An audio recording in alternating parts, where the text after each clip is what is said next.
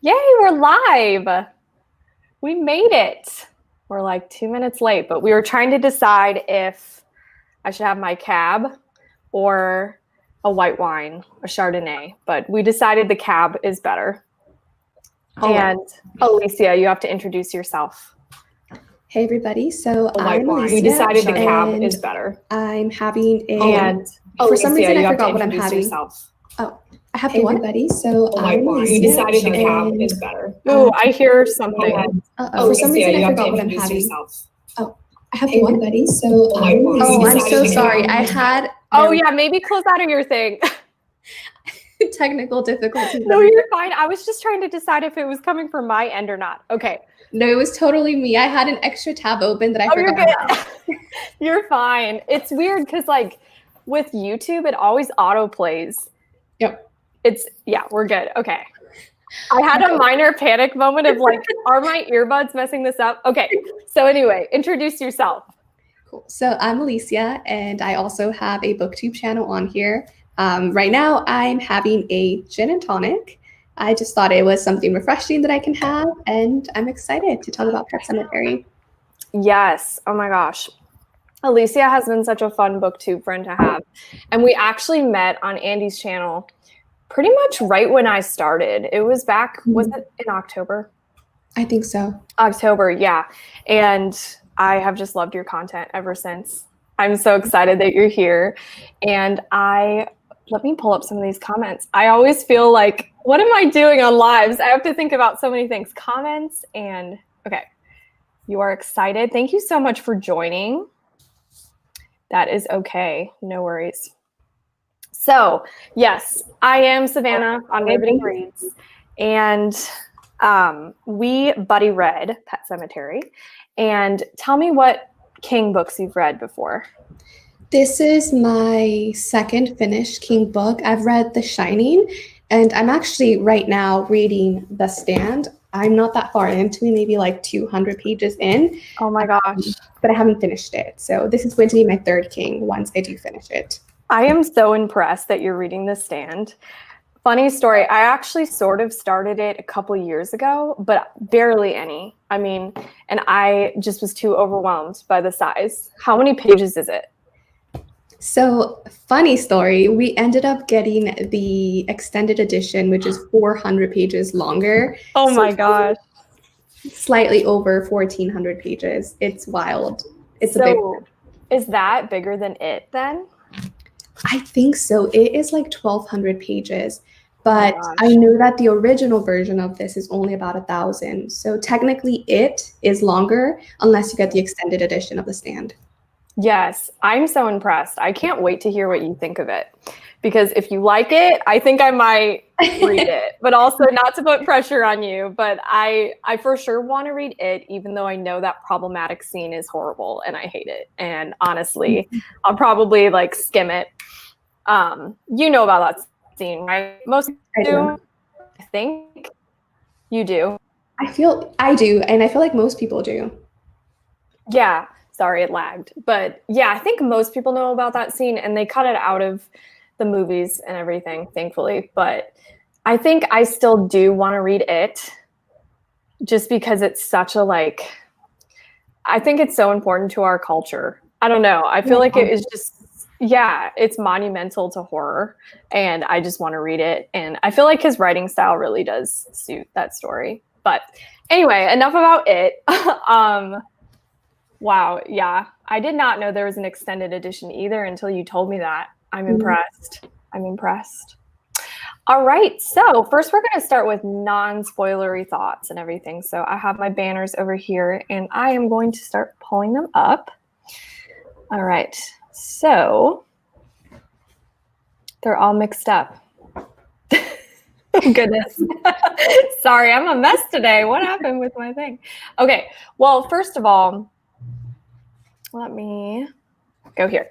What did you rate the book? I ended up giving it a 4.5 out of 5 stars. That is so high. Oh my gosh, that's awesome. Slightly shy of 5. So what was your reasoning behind that?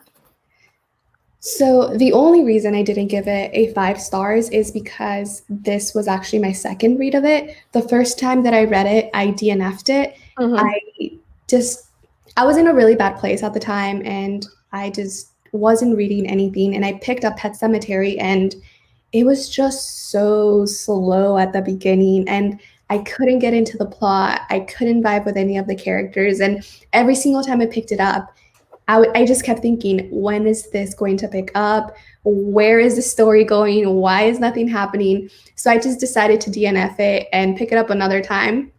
The second time that I picked it up, I just plowed through the beginning because I knew that it was boring to me and I knew that I had problems with it just because it was so slow. And once I got into the groove of things, I started to really enjoy like all the character development. And even though it's this really slow building book, I feel like the payoff at the end is really worth it. So Yeah, so I gave it a 3.75 to 4 stars, and honestly, I'm leaning towards 4 stars. But my thing was exactly what you were saying. It was just so slow in the beginning, and I was listening to it, and I really like the setting. I like the characters. Like, there wasn't anything in particular that I wasn't enjoying. I just wanted it to pick up a little faster. And I know that's typical Stephen King. I feel like most people expect that, but this just went on more than The Shining for me. Like, The Shining I got into almost from the beginning, I feel like. But at the end, like you said, it paid off so well. Like, the whole just, I don't know what portion of the book I was listening to it, so I don't know page numbers, but probably I'm guessing like the last 150 pages were just so good. Is that where it picked up for you too? Yep. Yes, it was a ride, and it was just really chilling too. The imagery was amazing. And did you read Salem's Lot? Salem's Lot, sorry. No, I haven't read it. Okay, I really like Salem's Lot, and in a little bit of the imagery kind of reminded me of Salem's Lot because there's like a grave part in Salem's Lot, but I really liked it even better here. And I just thought I was way more attached to the characters in this book. Like in Salem's Lot, I wasn't really attached to the main character. So yeah, I just thought since he had established these three-dimensional characters, it made the ending so much more intense, and I really loved it. So probably more 4 stars, but just because it was slower, I feel like if I read it again, I would rate it higher. And that seems to be a common theme. For example, 5 stars, but also you changed your rating. I don't know your name. I feel so bad. Hopeless Book Addict says 5 stars, but originally you gave it 3 stars. Yeah. And I feel like when you reread King, usually people like it even more. That seems to be a theme I've noticed. Yes, picked up in the last 100 pages. It ends with a bang. Mm-hmm. Oh, yes, I loved this. I noticed this so much in his work. So they mentioned The Shining, Salem's Lot. I feel like there was another. What did you notice? I only noticed The Shining. The Shining is the only other book that I've read. Oh, yeah. So that was the only one that I noticed. But Hopeless Book Addict mentioned Cujo too, which I haven't read. I haven't read Cujo. My uncle really likes Cujo, so I'll have to read it for him. 5 stars, Carol says. I love that. Yeah, so the kind of general consensus is rating it a little higher, maybe on the second time around, but it was a good book. So, All right, let's go over here. So we kind of already talked about how it compares to the other Stephen King books we've read. You said it's your favorite, right? So far, it's my favorite read from him. But yeah, in general, I knew that I was going, the second time around at least, I knew that I was going into a very slow-moving, character-driven book. And it was also very thematically based. So now that I was in a place where I was able to focus more on what I was reading, that's when I really enjoyed it. And I feel like in general, overall, I have to be in a King mood to read Stephen King because when I started The Stand, I was like, wow, this is so long. How am I even going to start it? But then once I get into the groove of it, I really enjoy it. It also, when I read Stephen King, I feel so much more accomplished than when I read other books because I'm like, that was a whole experience. I feel like, sorry, joking over here. 1 second.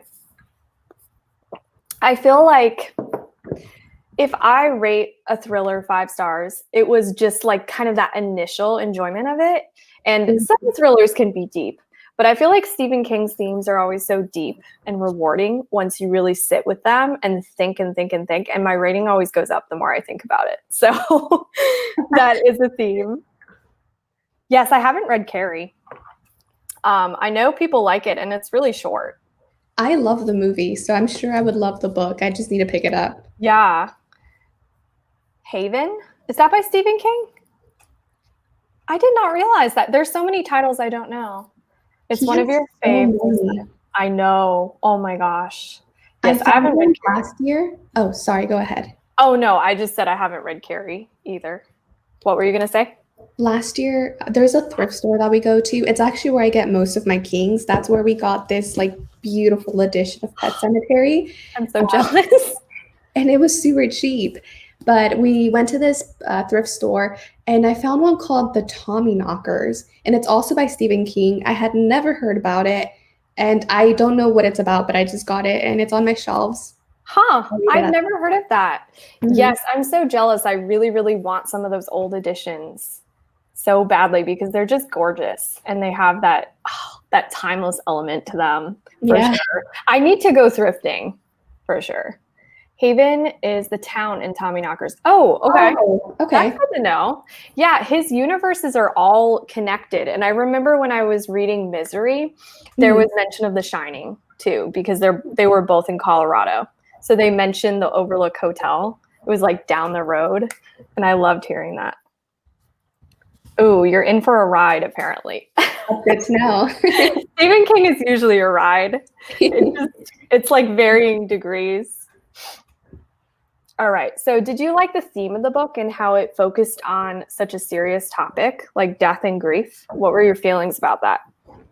I did really enjoy that. And what I enjoyed the most about it is that he was able to tie that in with more supernatural elements to really elevate that discussion of grief and loss. And even though, so one question before I continue, is his name Louis or Louise? I was listening to it and they pronounced it Lewis. Okay. But I can see why it would be confusing if you were just looking at it. I've heard some people say Louise, and that threw me off because I read it as Lewis, but I just wanted to make sure. Yeah, it was narrated because I listened to it as an audiobook for the majority. I read a little bit on my phone, mostly from the library though, audio. Okay. And so even though Lewis wasn't like a favorite character of mine, the way that his characterization worked and with those supernatural elements like embedded into the story, I just felt like it was a great, not only discussion on grief and loss, but like a very accurate portrayal of all of these emotions that you go through when you do lose someone very close to you. And it's irrational and people don't act the way they're supposed to act. And I just thought it was really well done. And I love how he incorporated all of that together in the book. Yeah, I really agree. I think literature touches on topics that are hard for people to synthesize on their own sometimes. Like you can read a book and really process through your own grief in your own. I think this is probably a book that's hard to read for most people because most people have, lost a loved one. And also not only that, like during the time we're living in, people get news all the time, and it's Hopeless Book Addict mentioned that it was really hard because she lost her grandma. I'm really sorry about that. Yeah, it's a very hard, losing someone you love is never easy, including pets. I actually kind of liked how they talked about pets too, because losing pets is so hard. Oh my gosh, I'm so attached to my pets. And yeah, what did you think about the symbolism behind the pet cemetery? I thought that was another great, we brought this up a little bit earlier, how we're going to talk about handling death as a kid. And I feel like that in itself introduced that extra layer of, kids are aware that their pets die and it's just more about how they handle it. And as a parent, how are you going to have that discussion with them? And It's interesting because I think King talked about in an interview how he came to the conclusion of writing Pet Sematary the way that it is. And apparently at a place he used to live, there was a pet cemetery, and like the kids wrote it that way. And that's where he got his inspiration for his book. Yeah. Yeah. I love that. In the foreword of the book, I remember him writing that this was actually the novel that scares him the most. Was that in your edition? Yeah, he said that it was the darkest book that he's ever written, and he didn't know if he wanted it published. Right. And I thought that was so interesting. I think it was really personal to him out of everything. And he just talked about, like you said, it was his last book he was publishing with that one company. I don't remember their names. But that his wife was like, you need to publish this. This is such a good book. And I really liked that. Also, Carol says, I feel like King and other horror writers are written off as unable to handle serious literary topics, but I think this book handles grief so well. I agree. I am a huge advocate for horror and how it is important, actually, because a lot of times horror deals with uncomfortable emotions that a lot of people want to push aside. And I think this is a great example of how this book really dealt with an important topic that, I mean, in Western culture, death and grief are kind of pushed aside a little bit. It's not appropriate, air quotes, of course, you know, to just start crying in public, whereas in other cultures it is. And it's very interesting how it just, in the Western world we live in, it's like you're just supposed to cope on your own and get over it. I also agree with that statement. And I feel like most people in general, when they think about horror, they think about something that's going to like essentially jump scare them, you know, something that's going to be like, oh, I need to be under my bed sheets and I'm going to be scared and the lights are off and what if something happens? But I feel like really good horror writers like Stephen King bring those extra thematic elements and really focus and hone in on some part of human nature or some part of emotion and really delve into that and explore it in very dark ways. And that's why I'm really drawn to the horror genre. Yeah. Does that do that well? Yeah. And I feel like horror you can find for every single mood you're in. Like if you're in like I just want to laugh and be scared, you can watch like slashers or a lot of movies with jump scares, like you were saying, or you can be in like a contemplative mood. Like I want to watch something that really makes me think and I have to kind of dissect and all of these different, you know, subgenres. That's why there's so many, you know, and I love watching horror because honestly, this may not be good, but I mostly just watch horror. I am a horror movie person. And so I go to horror when I want to have fun, when I want to be like sad, like I'll just find something for every mood. And yeah, it's your comfort watch. It really is. It really is. Oh my God. It's funny. I know a lot of people can relate though. So I'm not the only one.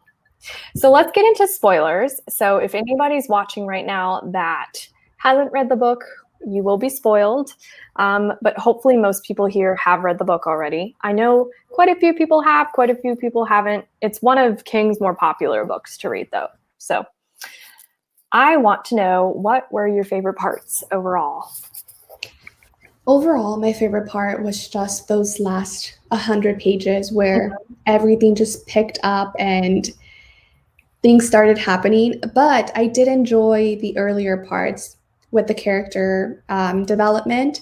Not as much though. I do remember though while I was reading it so I read it like way back in December. So I needed a refresher. But I remember I was reading it at night one day and so I have 2 cats that live with me. And the entire time when I was reading it, they were sitting on opposite ends from where I was reading. They were just sitting there and staring at me during the past like 100 and so pages. And that just made it so much creepier. For the next 2 days, I couldn't be around my 2 cats because I was creeped out, but we're good now. That's so funny. I wonder if they just knew. They were like, you're reading about my species and there are some negative things said in this book about cats, and I don't like you for that. Oh my God, that's hilarious.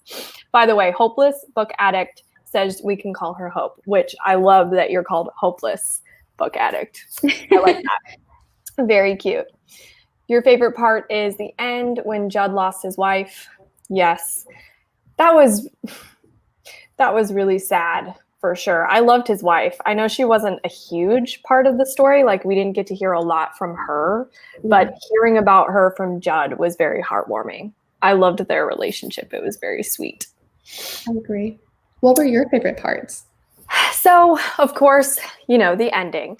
But actually, I really liked hearing every single part that had Ellie in it. I loved hearing her just process things and her perspective on everything and how much she cared for her cat. It was so heartwarming. And I loved how she was asking all these questions that are so normal for kids to ask, and how innocent she was, like how she was at the funeral. What was Judd's wife's name? I'm blanking on her name. Yeah, I'm blanking on her name because it's not said much, I feel like. But at her funeral, just like the things, how she started crying because she was like, I won't have any cookies anymore, Mommy. Like, do you know how to make cookies? Like, that scene was so touching. I love that scene. I wanted more with the cat, like after it had become like a zombie, I guess. I wanted more with that. I felt like the cat situation happened and then it was like, okay, there's a cat in the house, but I'm not hearing about it enough. I don't know. How did you feel about that? I was actually very intrigued because there's that whole discussion of Judd bringing his dog back, right? And he's saying like, yeah, he acts a little bit different, but overall he's not dangerous. And you kind of see that with the cat, even though it's, brought back from the dead and he's kind of like put back together in a way. He doesn't really have a big personality, or he's not very dangerous. He just kind of lurks around in corners. And it's not until they bring a human back. Oh, yes. That was a good part too. Yeah. That was chilling. I really like that. By the way, yes, the cat's name is Church. Winston Churchill, right? I'm pretty sure. Yeah. Also, you forgot about the daughter. That's okay. She had her moments, but it was mostly, not totally focused on her. So I didn't particularly like this scene, but the scene in the ER or in the doctor's office at the school, that was really disturbing. Like, that was very graphic. Right? Huh? Right at the beginning? Yeah, right at the beginning. Yeah. I was like, Stephen King and he just goes for it. And it always catches me off guard, like medical stuff. I don't know. Are you okay with medical stuff when you read about it? I am. I'm more of a visual person. So reading about it, I'm not fazed, but watching it, I'm a little unnerved. I can't watch it for the life of me. Like, I can watch gore, but as soon as it's like a surgery, I'm like, I can't. It's really fun. I don't know. I just can't. Like, people watch Grey's Anatomy. I don't know how they do it. I love Grey's Anatomy. I don't know how you do it if you can't handle like doctor stuff. Does it look really real? No, I mean, they don't really show you like inside of the body. It's just mostly like characters with like prongs and sticks and stuff going into a body, but it's more focused on the characters. Okay. Yeah. Well, that's good. That's good. Along these lines, were you creeped out at any point?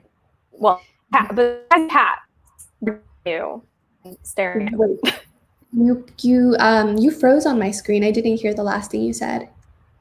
Oh, I'm sorry. It froze on my end too. I said, were you creeped out besides your cats staring at you like they knew? Yes, those last 100 pages were just really creepy for me, and especially because I was reading it at night. I just had a blanket on me and no one else was around. For any single sound that came out from anywhere, I was like, oh, what's going on? Oh my gosh. See, I had so much to do this week. Of course, I waited till the last minute. Like you said, I had to be in the mood for King.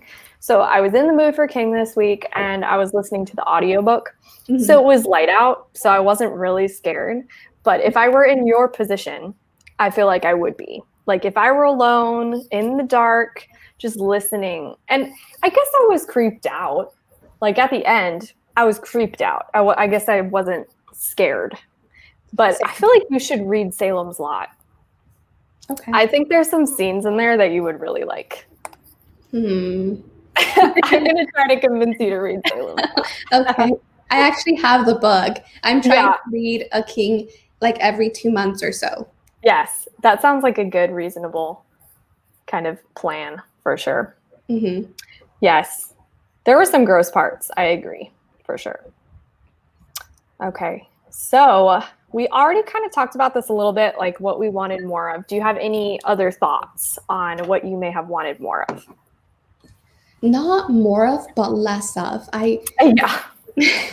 I just wish it would have been a shorter book overall.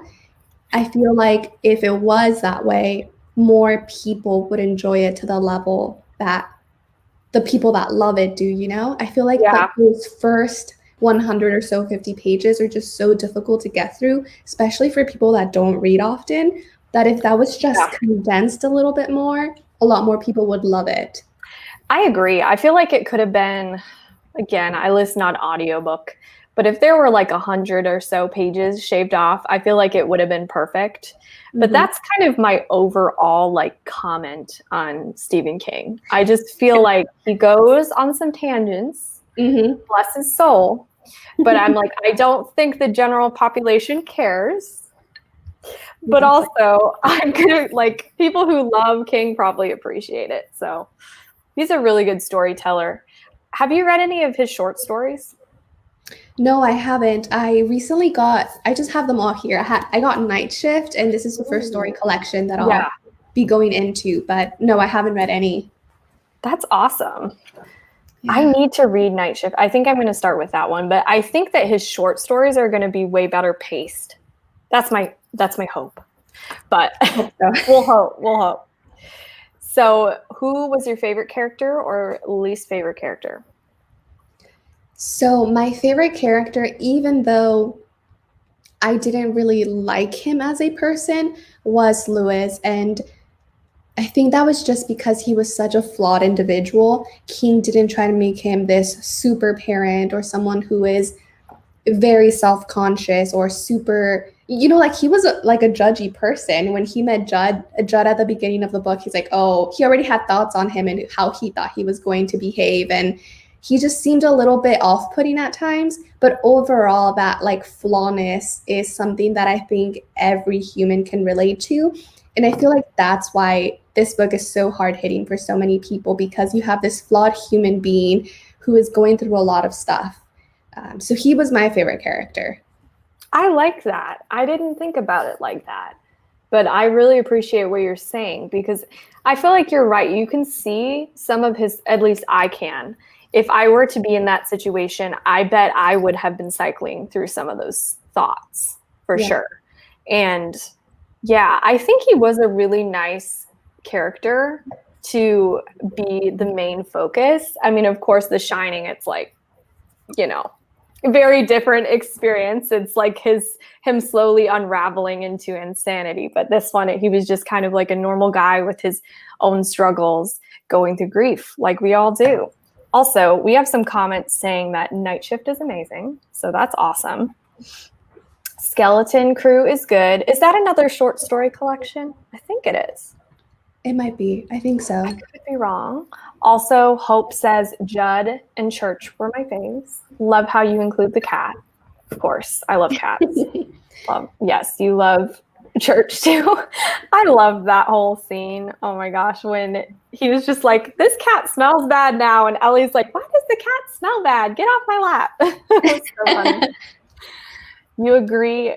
Lincoln agrees with Carol.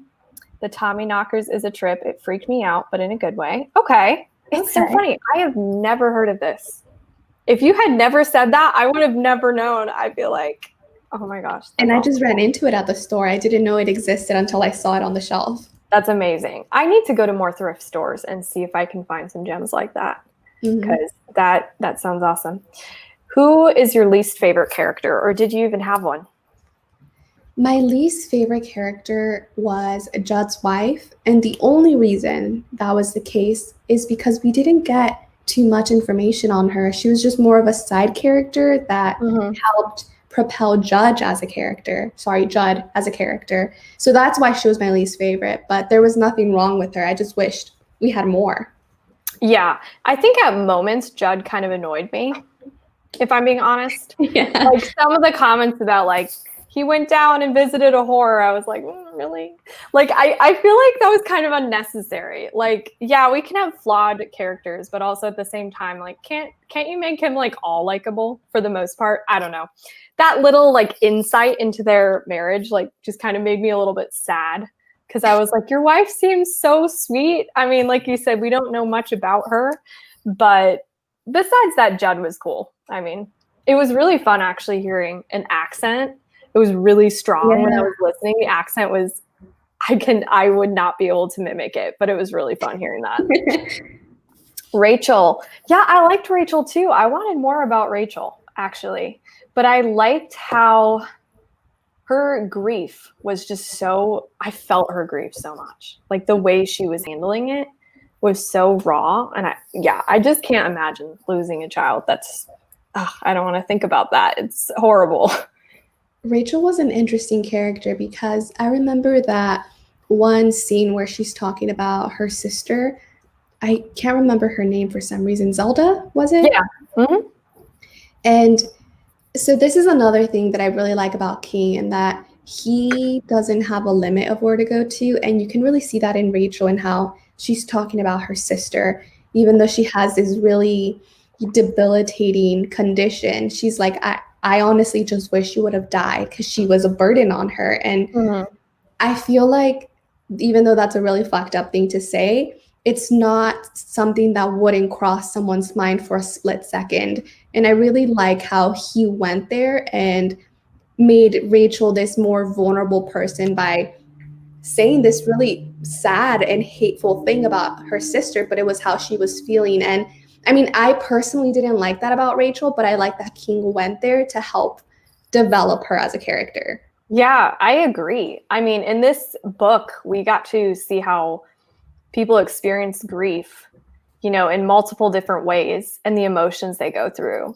And I totally agree with you. I like that he went there and validated. I mean, like you said, it's not a great thing to think, but at the same time, like, people can think things like that and they're not monsters for thinking that, but that's their experience. Also, forgot about her parents. I hated them too. They were the worst.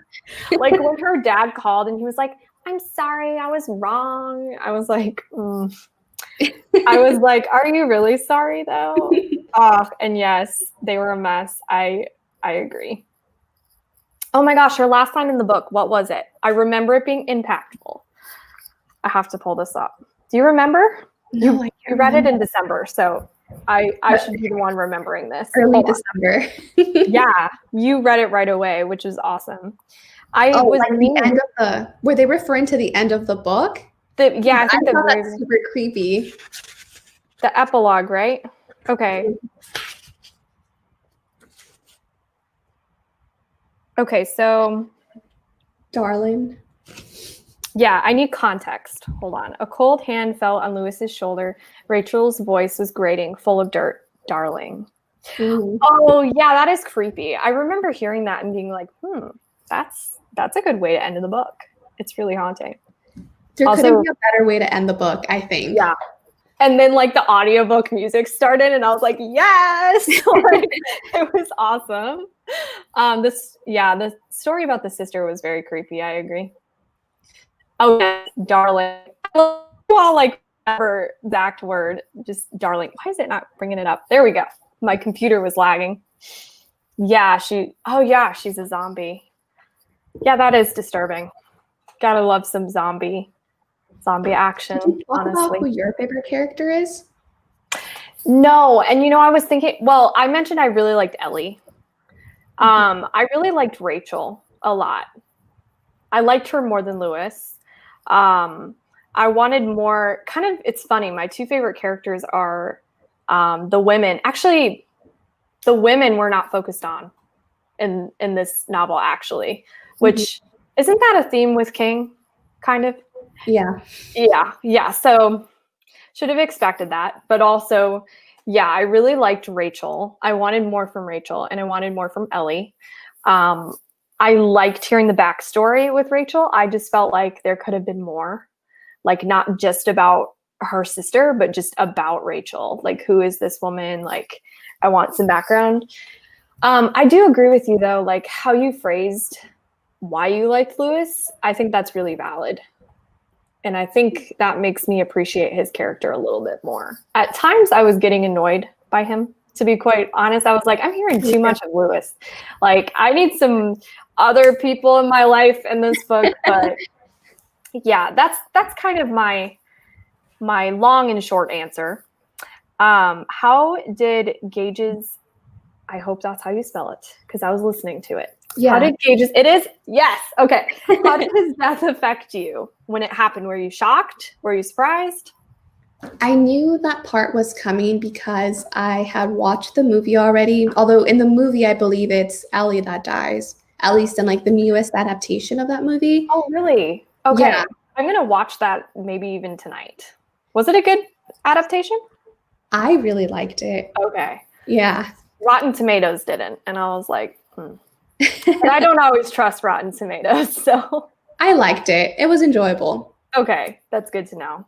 So in that sense, it did shock me a little bit because I didn't think it would be him that died. I thought it was going to be Ellie.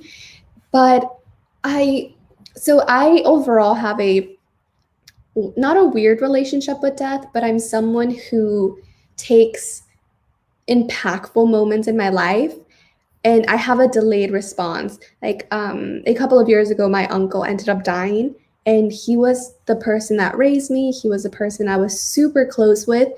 And the first 3 months that he died, I was no different. Like a lot of my family was devastated and they were going through a lot of emotions and they were kind of shocked that I just remained the same person that I was because it's sort of like I need time to process those kind of things. But then once like those 3 months were over, it just like hit me. So initially when I read that in the book, I was like, okay, well, his son died. Death happens. It's normal. But the more I read through the book and the more that I sat with it, and the way I started to see Lewis's reaction and the way he was devolving in a way, it hit me later, I guess. Yeah, I was shocked. I was not expecting it. So I felt almost like probably how the characters felt in that moment, like, whoa, like I was not expecting that. It was very sudden. And I was really sad. But yeah, like you said, this is a good transition. I realized I didn't put it in a banner, so I can just start talking. But what was your experience as a child around death? Because that is something that's talked about, how Rachel doesn't want to talk with her children about death, whereas Lewis is like, I'm a doctor, like this is a natural thing. I think it's important to like talk to the kids about it. So what was your experience? Yeah, funny enough though, that was one of the things that annoyed me the most about Rachel is how she didn't want to talk to her kids about death. And even though my family doesn't have a like no one in my family that's really close to me is a doctor, or we don't have a lot of medical knowledge in that sort of sense. Not so from that aspect, I am not very familiar with death as I was a little girl, but I am Mexican, and so in Mexican culture, you have Day of the Dead, which every year, we make this commemoration to all of the members of our family who have died, and it's seen as this day where they can come back and they can be among us, and just really remembering them in a very fond way. That's beautiful.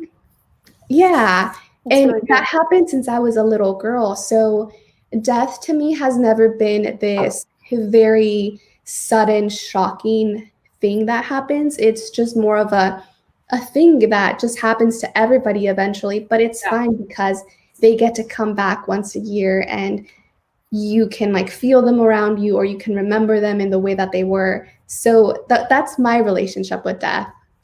Yeah, that's really interesting. I feel like when I was really little, I wasn't exposed to it very much. I mean, not many people in my family died. But when I was in middle school, my grandfather, who I was very, very, very close to, passed away. And I was actually he had cancer, and so he was at his own house. And I was there with him, and I was exposed to, I mean, I wasn't in the room when he died, but I was, you know, in the house. And I just thought it was a good experience to have as a child. Well, as a teen, I mean, just because, you know, it is such a big part of life. And like we were saying earlier, I feel like it's sort of swept under the rug and people don't want to talk about it.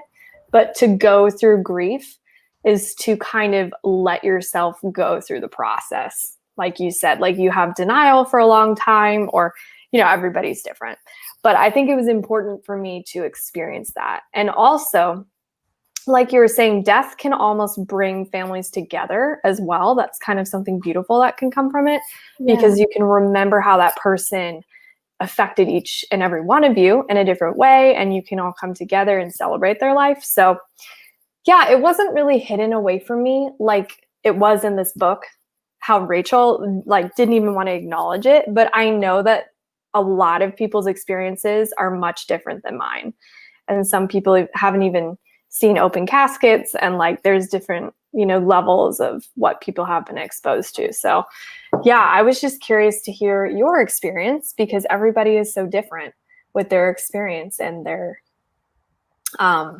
what's the word, like how much they're exposed as kids. Yeah. And, you know, maybe if, I don't know if you're a parent, but I'm not a parent. And no, I'm not. I also feel like if we were parents, maybe we would see it in a different light or have different thoughts, maybe, I don't know. But I think parents have different ideas of when, how, and when is the appropriate time to introduce your kids or expose your kids. Mm-hmm. So. Yeah, that's a good point. I'm sure my perspective will evolve, as many of my perspectives. I've thought about, this is jumping ahead because I'm not going to have kids for a while.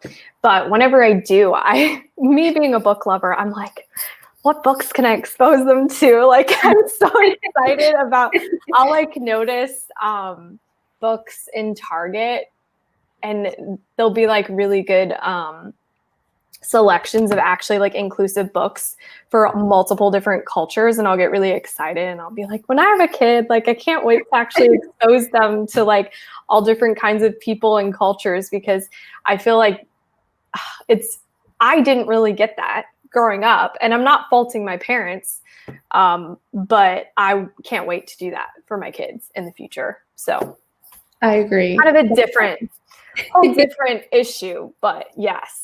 Also, about the movie, you were not shocked because of the movie. Yeah, I know that there were 2 movies. So it was probably Ellie dying in the newer one and not the older one, sounds like. I need to watch the older one. Yeah, original movie was better, but I have nostalgia for it. I think King really lays out the foreshadowing with all the trucks and comments on the road. Interesting. I'll be interested to see that. I know that the newer one is on Hulu right now. I don't know if the older one's on anything. Did anyone else think of Chucky at the end? LOL. I have not seen Chucky. I don't know how I have not seen Chucky, but have you seen it?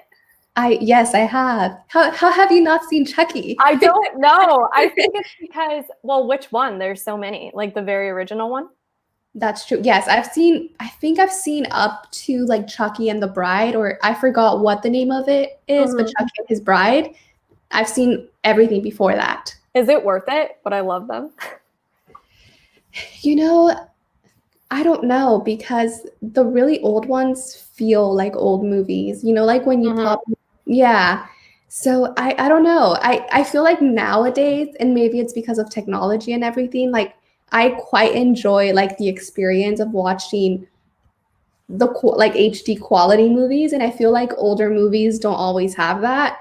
But I do love the Chucky movies because I watched them when I was younger, and they're nostalgic. So yeah, so this is funny. Speaking of exposure to like various different things, my mom, or I guess my parents, did not expose me to scary movies because I was such a freaking scaredy cat over like everything.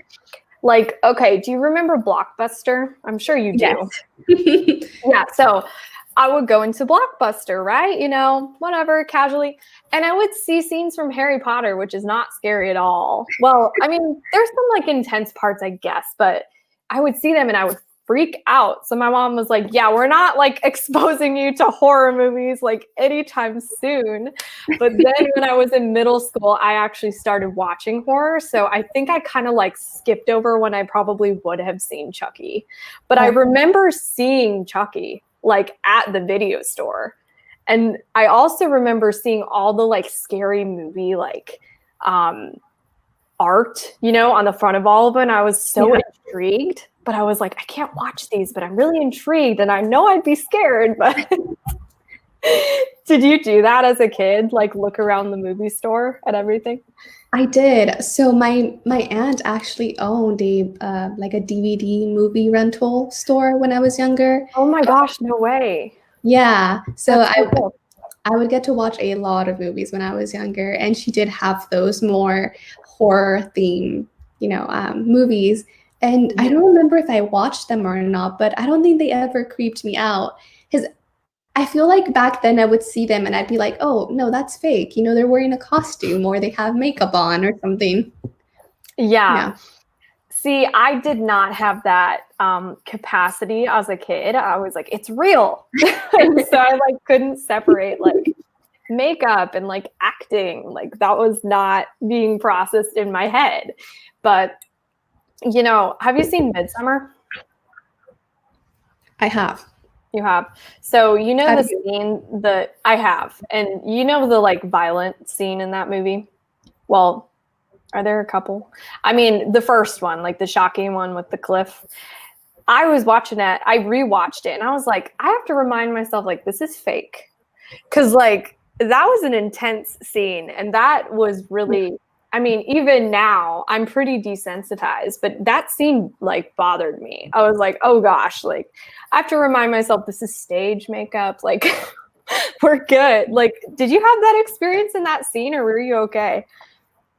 I was honestly shocked that happened. I didn't know what Midsummer was about before I watched it. And you know how it starts off not creepy. You think it's like a regular movie. So I didn't know it was a horror movie. And then I watched that and I was like, what did I get myself into? And oh my gosh.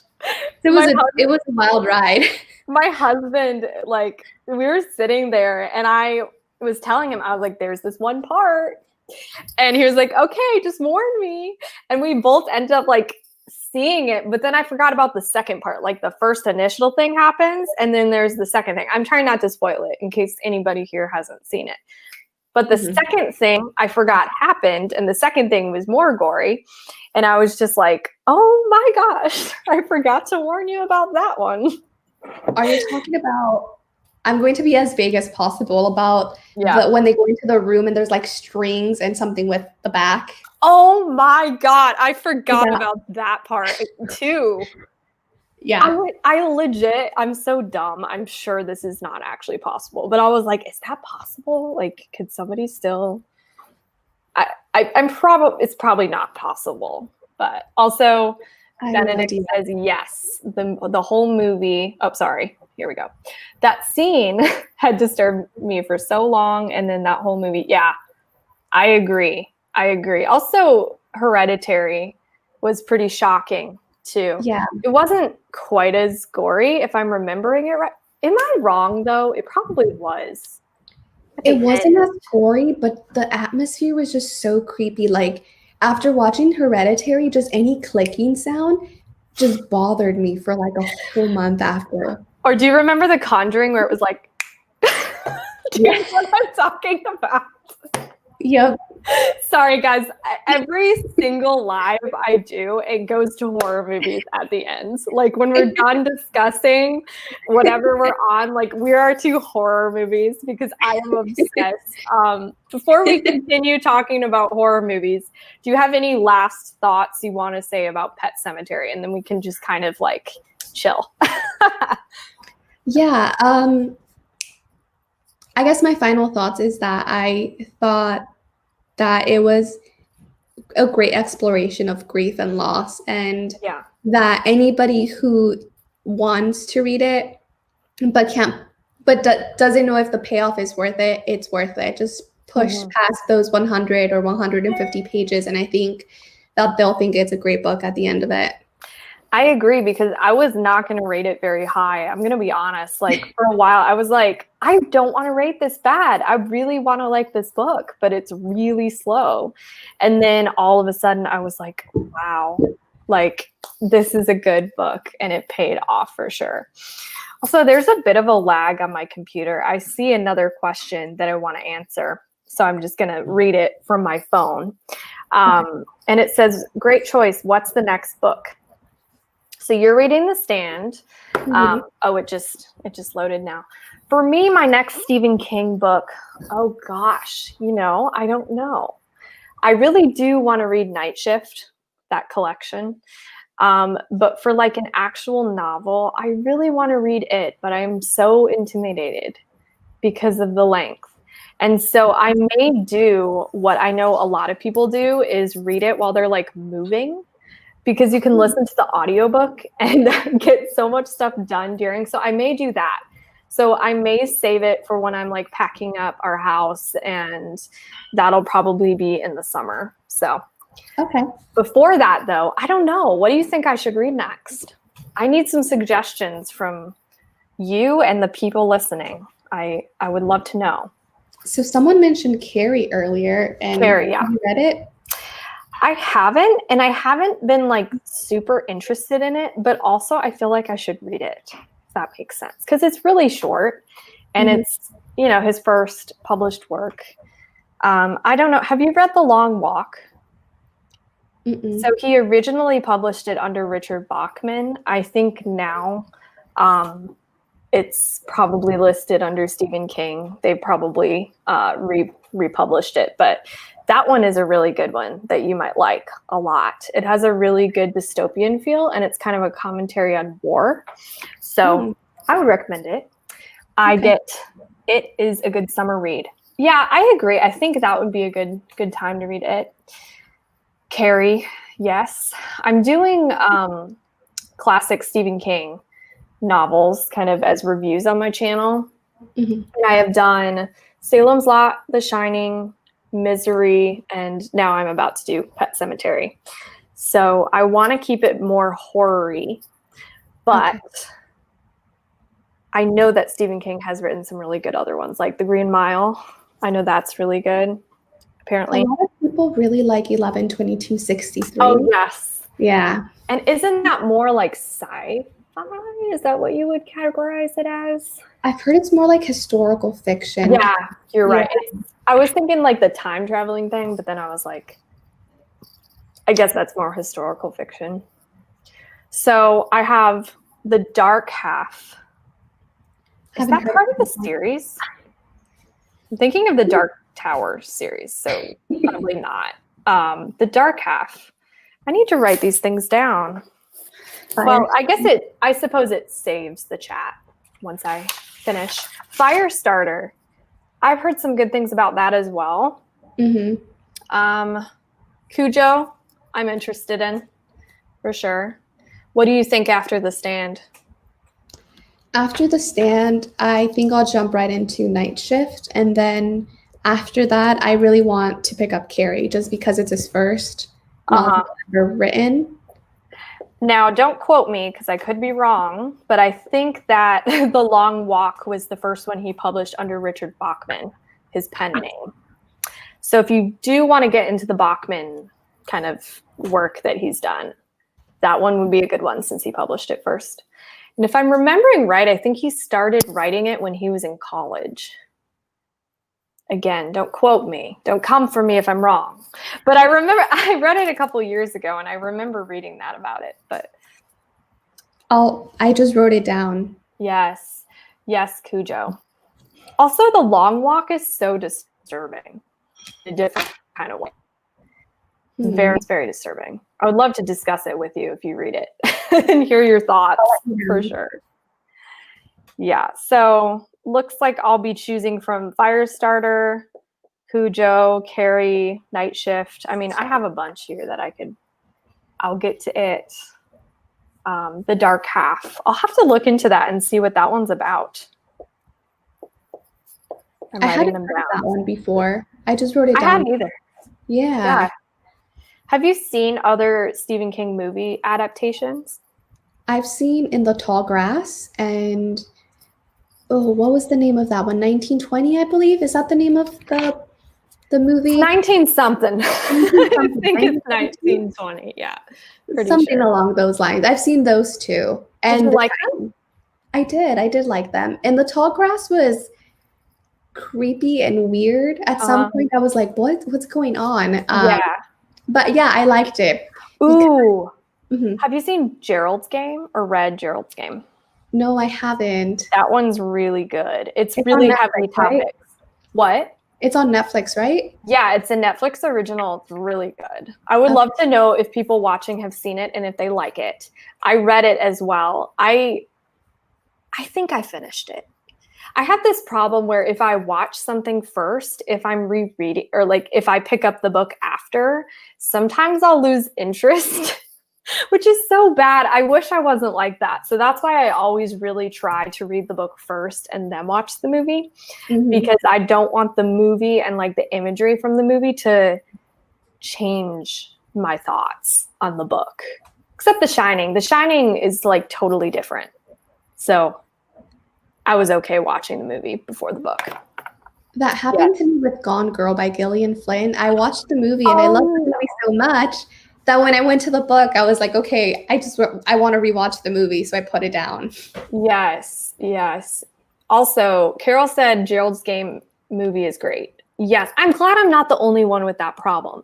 And honestly, I ran into that problem towards the end of the novel just because I remembered the end so well in the movie that I was like, okay, you know, I know what's going to happen. But yeah, Gerald's Game is really good. It's, once again, I mean, I feel like all Stephen King has disturbing elements, but there's a specific dog thing that happens, and it's just, if anybody has seen it or read it, you'll know what I mean, and I was not prepared for it. But yeah, I would recommend that one as well. Okay. Definitely. Well, I think that was a really good discussion. Thank you for joining, everybody. Thank you for being so participating so well. Sometimes I just get my words jumbled up. Thank you for being participated well. That's not right.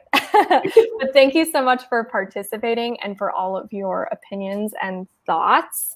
It was so fun having you on my channel, Alicia, and just buddy reading this with you was so fun.